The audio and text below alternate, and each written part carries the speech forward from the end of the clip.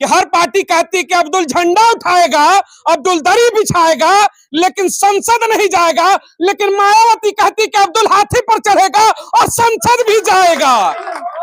तो मायावती ने अपने अब्दुल को उतारा है, आपकी जिम्मेदारी है संसद भेजो। ये झंडा है और इस शरीर को देखिएगा, कदम लड़खड़ा रहे हैं फिर भी हाथ में झंडा है और बहुजन समाज के विचार को लेकर के लड़ रहे हैं। जो लोग कहते हैं कि बसपा टूट गई, बसपा खत्म हो गई, उनके लिए ये नजीर है, उनके लिए उदाहरण है। समझो बसपा न टूटी थी, न टूटेगी, न कभी भविष्य में कोई तोड़ पाएगा। ये बसपा का लहर है। देखिए हर हाथ में आपको झंडा, हर चेहरे पर जिंदाबाद। बहन मायावती की ललकार है, इस ललकार को कैसे तोड़ेंगे? जब तक बहन मायावती को देश का प्रधानमंत्री नहीं बना लूंगा, इस दुनिया से विदा नहीं हूंगा। उसमें एक नारा लगा उस समय, क्योंकि सपा की सरकार थी 7 से पहले, तो चढ़ गुंडन की छाती पर मुहर लगेगी हाथी पर। हालांकि दिल्ली में भी हालात वही है, कहीं टैंकर माफिया है तो कहीं दवा माफिया है तो कहीं सड़क माफिया है तो कहीं दारू माफिया है। यानी दिल्ली में भी ये नारा लगेगा कि चढ़ गुंडन की छाती पर और मुहर लगेगी हाथी पर। लगेगा ये नारा और बदलाव होगा। बिल्कुल बिल्कुल। आप दोनों लीडर जो मेरे खिलाफ लड़ रहे हैं उनके बारे में आप चेक कीजिए। आप एक डीएम ऑफिस उनका पर्चा उठा के देखिए तो आप केस गिनती में गिन नहीं सकते। इतने केसेस हैं इन लोगों के ऊपर, इतना बड़ा क्रिमिनल रिकॉर्ड है इन लोगों का।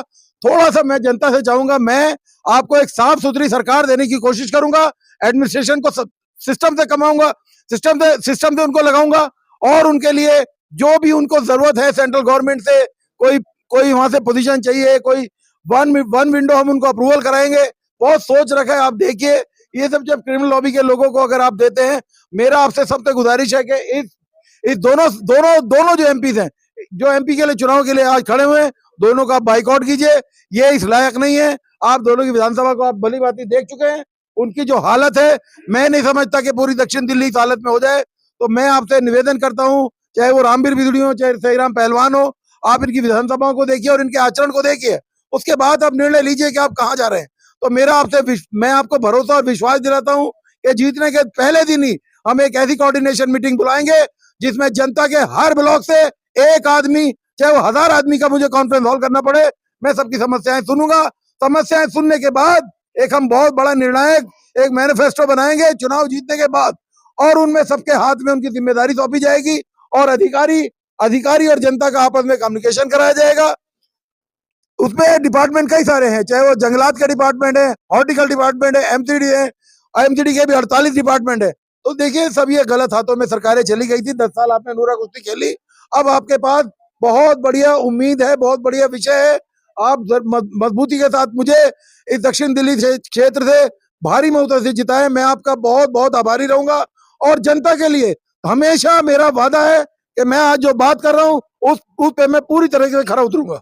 देखिए मैं एक चीज आपको दिखाना चाहूंगा, बहुत ही बेहतरीन चीज। आपको जरा 2 कदम मेरे साथ आप आ जाइए, एक तस्वीर देखिएगा। ये जरा ये कदम लड़खड़ा रहे हैं और देखिए किस तरीके से सहारे लेकर चल रहे हैं, लेकिन हाथ में क्या है?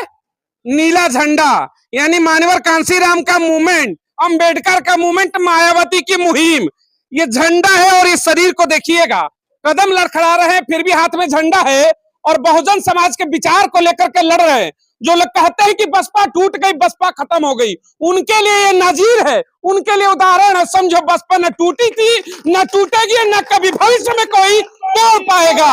ये बसपा का लहर है। देखिए हर हाथ में आपको झंडा, हर चेहरे पर जिंदाबाद। बहन मायावती की ललकार है, इस ललकार को कैसे तोड़ेंगे? जहां इतनी ललकार है, क्या बीएसपी माहौल बदल रही है इस बार? हाँ जी, बीएसपी माहौल बदल रही है और हम बीएसपी के साथ तन मन से तैयार हैं। इस बार के प्रत्याशी को संसद भेजेंगे? बिल्कुल भेजेंगे जी। मुहर लगेगी हाथी पर, हाथी चढ़ेंगे गुंडों की छाती पर, हाथी पर। क्या कहेंगे सर, इस बार माहौल बदलेगा? मैं पकड़, माइक पकड़ ले रहा हूं।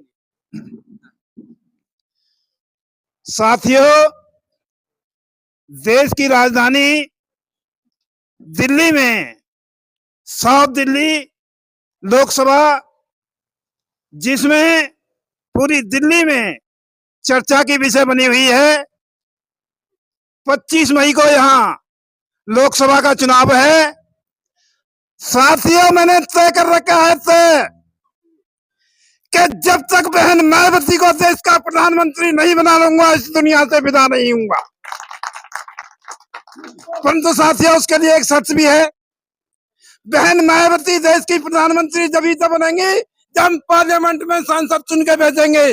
मैं साउथ दिल्ली का रहने वाला चक्रवर्ती ये वजन करता है कि साउथ दिल्ली से अब्दुल भाई को जिताकर यहाँ से हम पार्लियामेंट में भेजेंगे। देखिए मुहिम का असर देखिए, कह रहे भाई सांसद जीतेगा तभी तो प्रधानमंत्री बनाएंगे।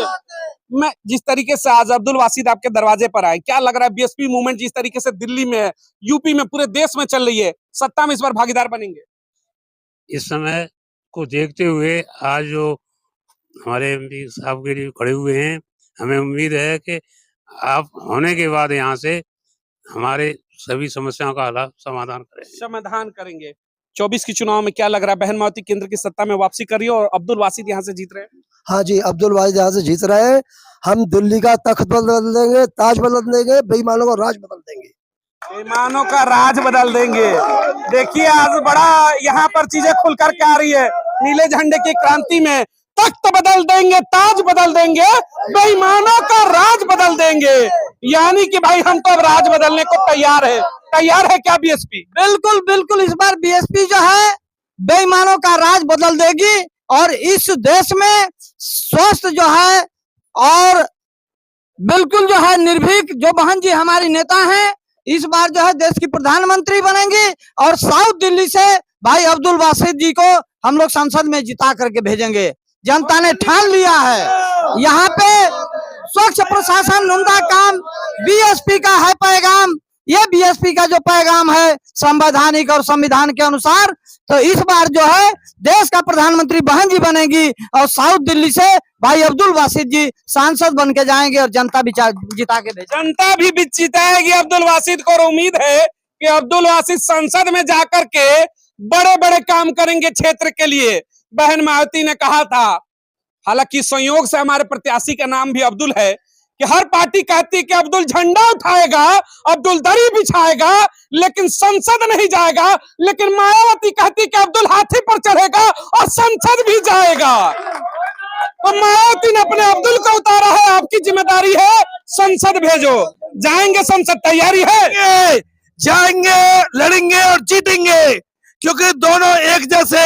इन्हें वोट दे कैसे हाथी पे वोट देकर अपने भाई अब्दुल वासिद जी को संसद भेजेंगे। और जो समस्या है, जो दबे कुचले समाज की समस्या है, उनको दूर करने के लिए भाई संसद में आवाज उठाएगा। संसद में जब आवाज उठेगी तो इनकी समस्याओं का निदान होगा। यही 25 तारीख को तय होगा। 25 तारीख का चुनाव शिक्षा का चुनाव होगा, चिकित्सा का चुनाव होगा, विकास का चुनाव होगा, न्याय का चुनाव होगा और नीति का चुनाव होगा, बहुजन समाज के हित का चुनाव होगा, मुस्लिम का चुनाव होगा, दलित का चुनाव होगा, समाज के विकास का चुनाव है। भाई पीछे भी कुछ लोग हैं, आशीर्वाद है बहन जी को? बहन जी को आशीर्वाद है, क्या कहना चाहेंगे आप लोग नीली झंडी में? इस बार पूर्ण बहुमत से बहन जी की सरकार बनने जा रही है और 2024 में बहन जी प्रधानमंत्री बनने जा रही है और वोट होगा खुल करके? वोट होगा खुल करके 25 मई को और अब्दुल वासिद जी यहाँ से संसद बनकर जाएंगे। यानी ये फ्री बिजली, फ्री पानी, फ्री राशन, ये सब नहीं चलेगा? बिल्कुल नहीं चलेगा। हाँ बिल्कुल नहीं चलेगा। क्या होगा, क्या कहेंगे सर इस बार के चुनाव को लेकर के?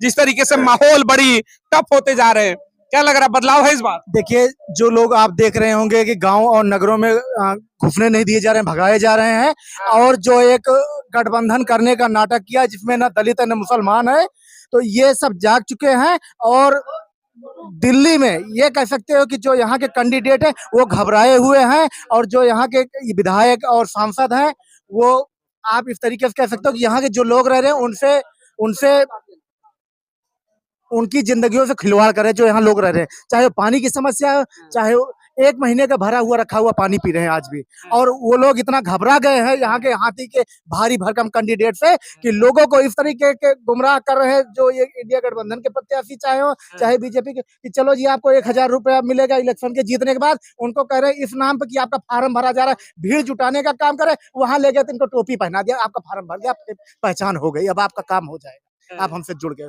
तो इस तरीके के गुमराह कर रहे हैं, लेकिन हम लोग गुमराह होने वाले नहीं है। हाथी भारी वोटों से जीत के और पार्लियामेंट में कब्जा करने के लिए जा रहा है। क्या कहेंगे सर इस बार चुनाव में जिस तरीके का माहौल है, बहन मायावती की वापसी हो रही है, लग रहा केंद्र में? अब की बार बहुत ही अच्छा मौका है। अब की बार बहुत ही अच्छा मौका है। हमारे प्रत्याशी अब्दुल बासित साहब बहुत अच्छे मतों से जीतेंगे और आगे भी बढ़ेंगे। और हमने और उनसे बहुत ही उम्मीदें लगाए बैठे हैं कि अगर हमारी सरकार, बहन जी की सरकार केंद्र में बनती है तो हमें सारी परेशानियों का समाधान हो सकता है। उम्मीद है कि बहन मायावती केंद्र में आएंगी तो चीजें बेहतर होंगी। ये हमें उम्मीद नहीं, पूरी पूरी उम्मीद है, पूरी पूरी उम्मीद है कि हम ये महसूस कर रहे हैं कि आज हमारे जीते जी हमारी बहन जी सरकार केंद्र में बने, हमारी जीते जी बहन जी की सरकार केंद्र में बने और हमारे बहुत अच्छे प्रत्याशी अब की बार यहाँ पर प्रत्याशी मौजूद हैं।